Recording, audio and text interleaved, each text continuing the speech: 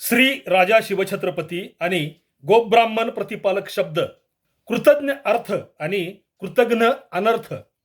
छत्रपती शिवाजी महाराज हे मराठा पातशहा की बहुजन प्रतिपालक की गोब्राह्मण प्रतिपालक। महाराजांना आपण नेमके म्हणायचे तरी काय? महाराज हे गोब्राह्मण प्रतिपालक आहेत हे वाक्य कोणत्या पत्रात आहे? ते पत्र नेमके काय सांगते? एका वादग्रस्त विषयाचा उलगडा, अर्थात नेहमीप्रमाणेच पुराव्यानिशी। नमस्कार इतिहास मित्रांनो, शिवछत्रपतींना लावली जाणारी गोब्राह्मण प्रतिपालक ही पदवी किंवा बिरुद हा अनेकांच्या उत्सुकतेचा आणि वादाचाही विषय आहे। या वादावरील उत्तर महाराजांनी ती पदवी किंवा विशेषण स्वतःचे अधिकृत बिरुद म्हणून स्वीकारले होते का, किंवा खुद्द महाराजांच्या अस्सल राजपत्रात महाराजांनी स्वतःला गोब्राह्मण प्रतिपालक असे म्हणवून घेतले होते का, या प्रश्नांच्या उत्तरात आहे। आणि या प्रश्नाचे नेमके उत्तर देणारे एक पत्र ऐतिहासिक कागदपत्रांमध्ये आहे। हे पत्र महाराजांचेच आहे, अस्सल आहे। पत्राच्या वरती महाराजांची प्रतिपदचंद्र लेखेव ही राजमुद्रा आहे आणि या पत्रात महाराज गोब्राह्मणांचे प्रतिपालक आहेत असे थेट वाक्यच आहे। आता महाराजांनीच लिहिलेल्या पत्रात हे वाक्य आहे म्हटल्यावर महाराज गोब्राह्मण प्रतिपालक ठरतातच असे म्हटले तर त्यात चुकीचे काय आहे? असा प्रश्न महाराज गोब्राह्मण प्रतिपालक नव्हते असे म्हणणाऱ्यांना विचारला जाणे हे साहजिकच आहे।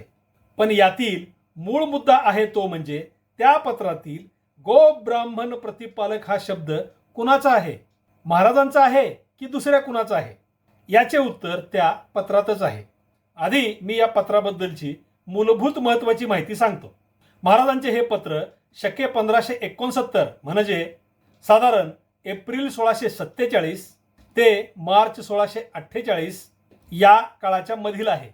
जेजुरीच्या पूर्वेला 20 किलोमीटर अंतरावर असलेल्या मोरगाव मधील शिवकालीन सत्पुरुष मोरेश्वर गोसावी यांच्या एका इनामाबाबतचे हे पत्र आहे।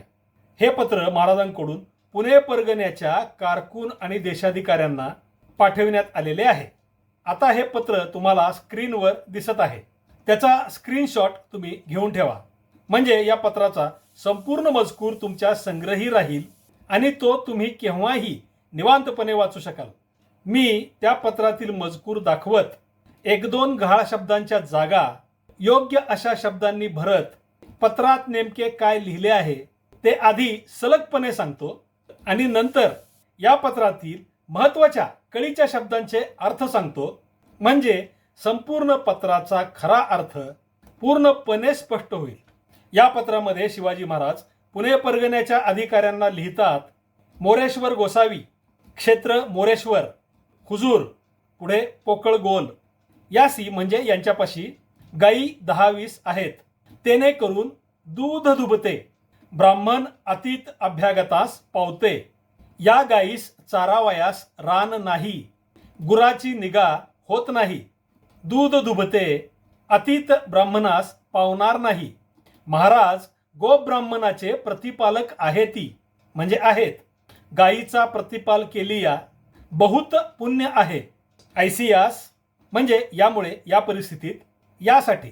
या ऐसियास शब्दाच्या पुढच्या मजकुरात मोरगावमधील एका पडीक जमिनीच्या पट्टीचे वर्णन असून त्यापुढे महाराज कृपाळू होऊन सदरहू पट्टी इनाम दिधलिया, गायींचा प्रतिपाल करून कल्याण चितून दरीबाब सरंजाम होय, बिनाबरा पोकळगोल, मोरेश्वर गोसावी यांच्या गुरास चरावयास मोरगाव मधील ती जमीन, इथे त्या जमिनीचे वर्णन आणि साऱ्याची माहिती दिलेली आहे, इनाम दिले आहे, तिथे गुरे चारावयास उजूर न करणे म्हणजे आक्षेप न घेणे, आणि पत्राच्या अखेरीस गोसावियास एक जरियाची तसवीस ने दने म्हणजे न देणे, अर्थात गोसाव्यांना कणभर सुद्धा त्रास देऊ नये असा मजकूर आहे।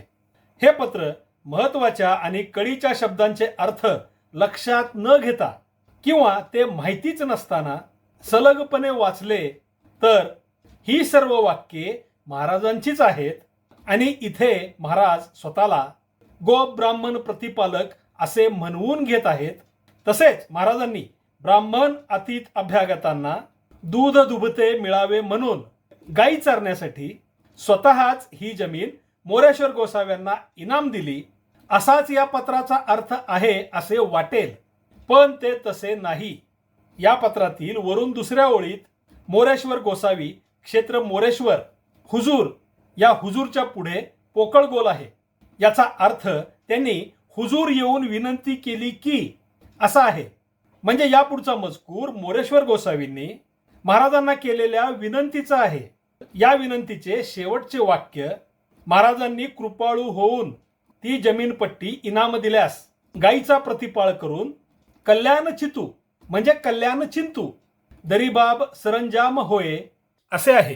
दरीबाब सरंजाम होये याचा अर्थ या बाबतीत व्यवस्था व्हावी असा आहे. आणि इथे मोरेश्वर गोसावींची विनंती संपलेली आहे.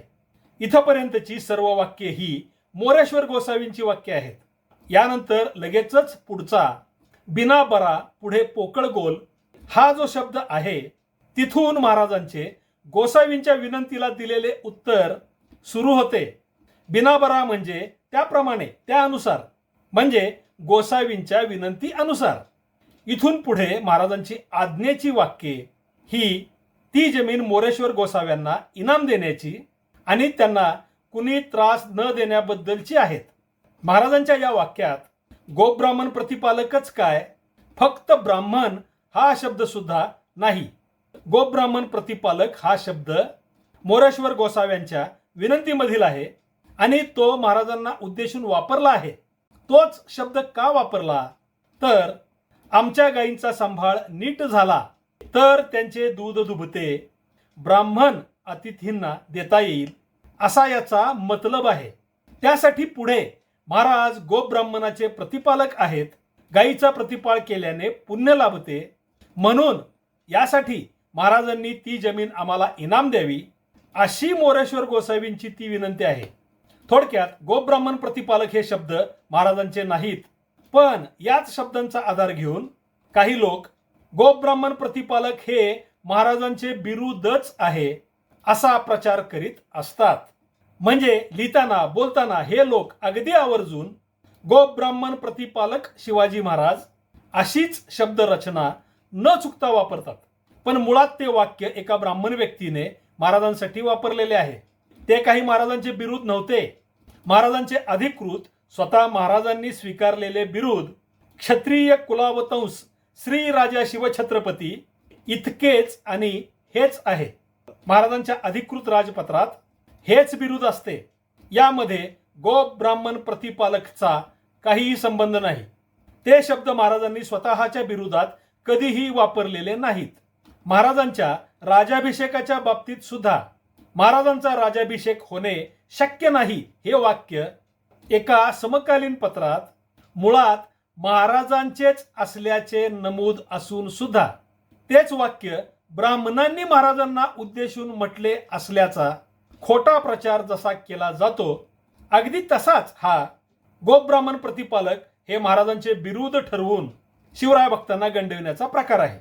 राजाभिषेकाबाबतचा तो प्रकार तुम्ही आपल्या या चॅनेलवरील या भागात पाहिलाच असेल. आता मोरेश्वर गोसावी आणि महाराज यांच्याबाबतची सहसा सांगितली न जाणारी पण याच विषयाशी संबंधित महत्वाची माहिती सांगतो. या मोरेश्वर गोसावींसंबंधी महाराजांची आणखी 6 पत्रे आणि 1 अर्ज आहे. ही पत्रे भारत इतिहास संशोधक मंडळ पुणे या संस्थेने छापलेल्या शिवचरित्र साहित्य खंड 3 मध्ये आहेत. यातील पहिले पत्र इसवी सन 1646-47 सालचे आहे. दुसरे 1647-48 चे आहे. तिसरे 1648-49 चे आहे. चौथे 1653 सालचे आहे. पाचवे 1654 सालचे आहे आणि सहावे 1671 सालचे आहे. याशिवाय आणखी एक बिनतारखेचा अर्ज सुद्धा आहे. या सर्व 6 पत्रांमध्ये महाराजांनीच काय तर मोरेश्वर गोसावींनी सुद्धा गोप ब्राह्मण प्रतिपालक हा शब्द कुठेही वापरलेला लिहिलेला नाही. मोरेश्वर गोसावींबाबतच्या एकूण 7 पत्रांपैकी आपण सविस्तर पाहिलेल्या फक्त पहिल्या पत्रातच मोरेश्वर गोसावींनी महाराजांना उद्देशून गोप ब्राह्मण प्रतिपालक म्हटलेले आहे आणि गायींचे दूध दुभते ब्राह्मण अतिथींना देता येण्यासाठी गायी चारायला जमीन पाहिजे हे इनाम मागण्यामागचे प्रमुख कारण त्यातच आहे. तो शब्द पुन्हा वापरलेलाच नाही. तसा तो वापरला असता तर किमान एक व्यक्ती तरी त्याच्यापुरते तरी महाराजांना सतत गोप ब्राह्मण प्रतिपालक समजत होती, सातत्याने तसे लिहित होती असे तरी म्हणता आले असते. पण ते तसे नव्हते हे अशा प्रकारे स्पष्ट होते. आता आणखीन एक महत्वाची बाब सांगतो. या मोरेश्वर गोसावींना आदिलशाहीतून सुद्धा काही वेगळी इनामे होती. 1939 सालच्या एका पत्रात मोरेश्वर गोसावींनी धर्मादाऊ लंगर म्हणजे धर्मादाय म्हणजे मोफत अन्नछत्र, आटा रोटी गरीब गुरुबा म्हणजे गोरगरिबांना अन्न देण्याबद्दल हे इनाम आहे असे आदिलशाही अधिकारी मलिक सईद याला म्हटलेले आहे. 1645 सालच्या रुस्तुम जमा या आदिलशाहीतील प्रसिद्ध सरदाराला हे इनाम गरीब गुरबास आटा रोटीसाठी आहे असे मोरेश्वर गोसावींनी म्हटलेले आहे. 27 जून 1649 या तारखेचे पत्र तर अफजल खानाचे आहे. यामध्ये मोरेश्वर गोसावींनी आपणास इनाम गरीब गुरबाच्या आटा रोटीसाठी आहे असे म्हटलेले आहे. हे पत्र आधीचे इनाम अफजल खानाकडून नूतनीकरण करून घेण्यासाठी आहे आणि ती मागणी अफजल खानाने मंजूर केली होती. आता तुम्हाला असा प्रश्न पडेल की महाराजांच्या मुलखात राहणारे मोरेश्वर गोसावी आदिलशाही मुलखातून आदिलशाही सरदारांकडून मुस्लिम सरदारांकडून आणि त्यातही ज्याने आदल्याच वर्षी म्हणजे 1648 साली शिवरायांचे वडील शहाजीराजे यांना बेड्या घालून कैदी अवस्थेत विजापुरात मिरवत नेले होते त्या अफजल खानाकडून इनामे कशी काय घेतात, तर यामध्ये फार विशेष असे काही नाही. हा एक व्यावहारिक तडजोडीचा इनामे कायम टिकवून ठेवण्याचा एक मार्ग होता, रीत होती. इनामे असलेल्या धार्मिक स्थळांच्या प्रमुखांनी, व्यवस्थापकांनी, मालकांनी अंमल करणाऱ्या सत्तेशी नेहमीच मिळते जुळते घेतलेले होते. त्या काळची देवस्थाने, मठ हे सर्व राजकीय संघर्षापासून अलिप्त असत. आता यावरूनच मी तुम्हाला 2 महत्त्वाचे प्रश्न विचारतो. महाराजांच्यामुळे संपूर्ण स्वराज्यातील सर्वच जातींचा प्रतिपाळ झाला होता, तर मग महाराजांना मराठा प्रतिपालक, कायस्थ प्रभू प्रतिपालक, धनगर प्रतिपालक, महार मातंग प्रतिपालक असे म्हणणे योग्य ठरेल का? तसे म्हणता येईल का? या दोन्ही प्रश्नावरील माझे उत्तर नाही असे आहे. कारण महाराजांना फक्त एका जातीचे प्रतिपालक म्हणणे हा महाराजांच्या स्वराज्य कार्याच्या यशाचे मूळ ठरलेल्या ब्राह्मणांसकट सर्व जातींच्या म्हणजे 18 पगड जातींच्या एकीच्या वज्रमुठीच्या ताकदीचा आणि या सर्व जातींनी एकत्र होऊन शिवस्वराज्यासाठी जीवापाड केलेल्या संघर्षाचा, त्यागाचा तो आपण आत्यंतिक दुराग्रही अशा मूर्खपणातून केलेला अपमान ठरेल. महाराजांना फक्त एकाच जातीचे प्रतिपालक राजे ठरविणारे, मग ते मराठा असोत, ब्राह्मण असोत, नाहीतर आणखी कुणी असोत, तसे करून एक प्रकारे आपल्या इतिहासातील मुख्य मर्माचाच म्हणजे 18 पगड जातीच्या एकीच्या अपूर्व अशा आविष्काराचाच थेट अपमान करीत असतात. आता याच बाबतीत 2-3 महत्वाचे मुद्दे सांगतो. गोब्राह्मण प्रतिपालक हे महाराजांचे बिरुद होते असे म्हणण्याचा अर्थ महाराजांच्या स्वराज्याचे ध्येय, महाराजांचे आद्य कर्तव्य फक्त तेच होते.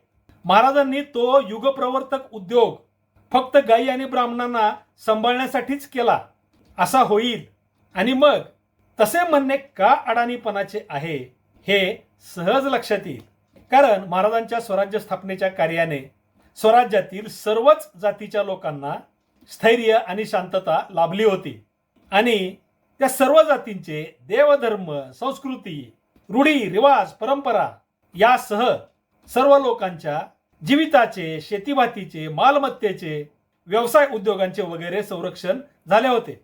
महाराजांचे स्वराज्य काही फक्त गाई ब्राह्मणांचे संरक्षण करण्यासाठी अस्तित्वात आलेले नव्हते. दुसरी बाब, गोब्राह्मण प्रतिपालनाचा गजर करणे म्हणजे महाराज ब्राह्मण सोडून इतर जातींचा फारसा विचार करीत नव्हते. महाराजांच्या दृष्टीने फक्त ब्राह्मण ही जातच महत्वाची होती आणि इतर जातींना महाराज दुय्यम मानत होते किंवा दुर्लक्षित करीत होते. असला अपप्रचार करण्यासारखे आहे.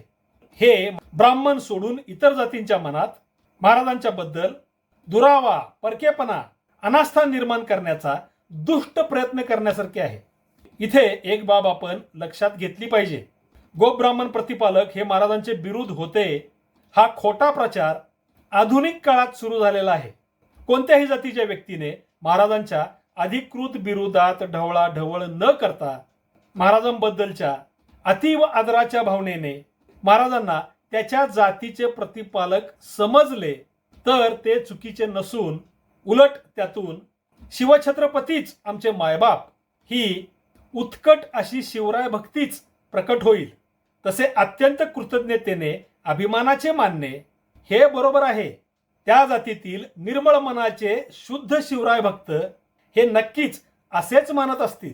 पण फक्त एका विशिष्ट जातीचे प्रतिपालक हा शब्द महाराजांचे अधिकृत बिरुद होते आणि त्यामुळे महाराज इतर जातींचे प्रतिपालक नव्हते असे कुणाला वाटत असेल तर त्याची अक्कल गायरानात चरायला गेल्याचे आणि तिथे नेमका नको तोच पदार्थ खाऊन बसल्याचे लक्षण ठरेल, सिद्ध करणारा ठरेल. महाराजांच्या बद्दलची अतीव कृतज्ञता आणि कृतज्ञता यातला फरक हा असा आहे. महाराष्ट्रातील सर्व जातींना घट्टपणे एकत्र बांधणारे शिवछत्रपती या नावाचे सूत्र काहीतरी खुसपट काढून बेधडक खोटे बोलून तोडायचा प्रयत्न अनेक जण करतील. पुराव्यांनी यांची तोंडे बंद करता येतील, पण अशांचे तोंड थेट काळे करता येते ते फक्त सर्व जातीय शिवराय भक्तांच्या अतूट एकीनेच. मित्रांनो, या बाबतीत तुम्हाला काय वाटते आणि गोब्राह्मण प्रतिपालक या शब्दाचा उलगडा तुम्हाला कसा वाटला ते कमेंटमध्ये जरूर सांगा. हे सर्व आवडले असेल तर या व्हिडिओची लिंक तुमच्या मित्रांना आणि परिचितांना न चुकता शेअर करा. व्हिडिओ लाईक करा. तसेच तुम्ही अजून आपले हे मराठेशाही प्रवीण भोसले यूट्यूब चॅनल अजून सबस्क्राईब केले नसेल तर ते आवर्जून सबस्क्राईब करा. पुन्हा भेटूयाच पुढच्या व्हिडिओत. तोपर्यंत जय शिवराय, जय महाराष्ट्र धर्म.